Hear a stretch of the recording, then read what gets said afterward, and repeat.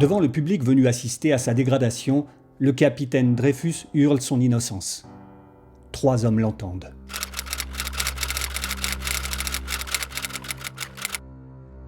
Accusé d'espionnage au profit de l'Allemagne, Dreyfus vient d'être condamné au bagne à perpétuité. Debris, du Journal de Genève, a été le premier à oser douter publiquement de sa culpabilité contre toute la presse française déchaînée, charriant des torrents de haine antisémite. Même Zola, à l'époque, accuse le capitaine. Mais le Journal de Genève est protestant. Dirigé par des radicaux francs-maçons, Genève est alors à la pointe du combat pour la laïcité qui divise toute l'Europe. Le capitaine Dreyfus est issu d'une vieille famille juive alsacienne qui a choisi la France quand l'Allemagne s'est emparée de l'Alsace 25 ans plus tôt. Son patriotisme ne fait aucun doute aux yeux du colonel Picquart, qui fut son professeur à l'école de guerre. Picquart est le nouveau patron du 2e bureau, le contre-espionnage français. Catholique conservateur, mais alsacien aussi, le chef des espions français clame l'innocence de Dreyfus. Selon lui, c'est un agent double du 2e bureau, le commandant Esterhazy, qui a manigancé toute l'affaire pour éloigner les soupçons de sa propre personne. Il semble que la hiérarchie française voulait garder l'agent double Esterhazy en liberté, car elle espérait intoxiquer l'Allemagne en lui transmettant de fausses informations.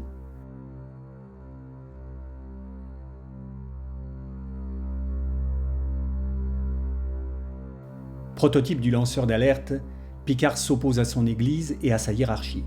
Mais le juif Dreyfus fait un coupable idéal, et le colonel Picquart, dégradé à son tour, est condamné à 1 an de prison.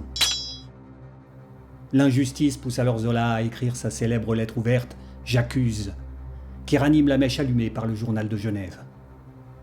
Après Zola, la polémique enfle entre la droite catholique conservatrice, anti-dreyfusarde, et la gauche républicaine, appuyée par les minorités juives, protestantes et francs-maçonnes. Ce qui débouche sur la séparation de l'Église et de l'État en 1905. L'année suivante, Dreyfus sort du bagne et retrouve son grade, tout comme Picquart, qui devient général et même ministre de la guerre. Le 3e homme, Theodor Herzl, est un journaliste hongrois, juif, correspondant à Paris du plus grand quotidien autrichien. Depuis que la République accorde des droits égaux à tous, la ville lumière est un phare pour les Juifs d'Europe de l'Est, victimes d'injustice et d'oppression. La vague antisémite qui submerge Paris est un choc.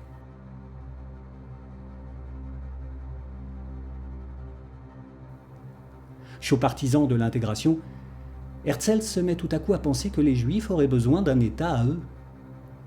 Il met sur pied à Bâle en 2 ans le premier congrès sioniste mondial. Les délégués de toute l'Europe s'engagent à lutter pour la création d'Israël, qui s'appelle encore la Palestine, possession turque. Protecteur des Juifs, l'Empire ottoman a dominé la Méditerranée, mais raté le virage des Lumières. Son nombre rétrécit à vue d'œil. Moscou, Vienne, Paris et Londres se partagent ses dépouilles.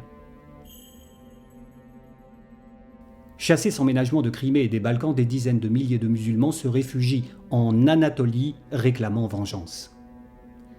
Des milliers de chrétiens, arméniens et assyriens sont alors massacrés par leurs voisins turcs et kurdes.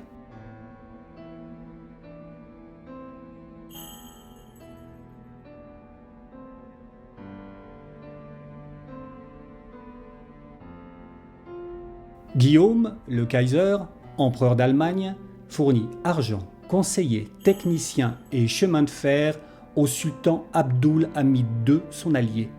Officiellement, il condamne les massacres, mais le baron Max von Oppenheim, son émissaire secret, chuchote un autre discours. Le baron Max est l'héritier d'une dynastie de banquiers juifs.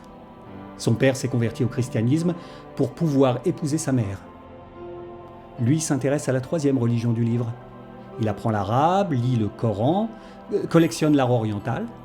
À 32 ans, il part faire la route, hippie avant l'heure, de l'Andalousie à Damas.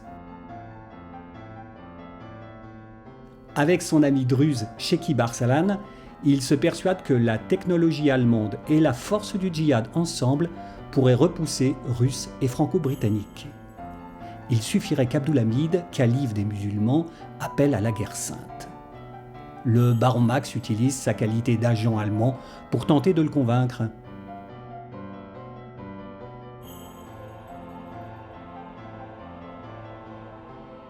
Berlin envoie ensuite von Oppenheim prêcher la guerre sainte contre les Anglo-Français au Caire et au Maroc. 13 ans plus tard, les officiers jeunes turcs chassent le sultan pour instaurer un État-nation moderne, laïque, homogène et turcophone à l'européenne.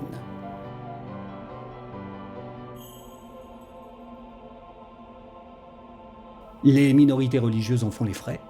Chrétiens, arméniens, assyriens, alévis et même islamistes perçus comme étant des vestiges du passé.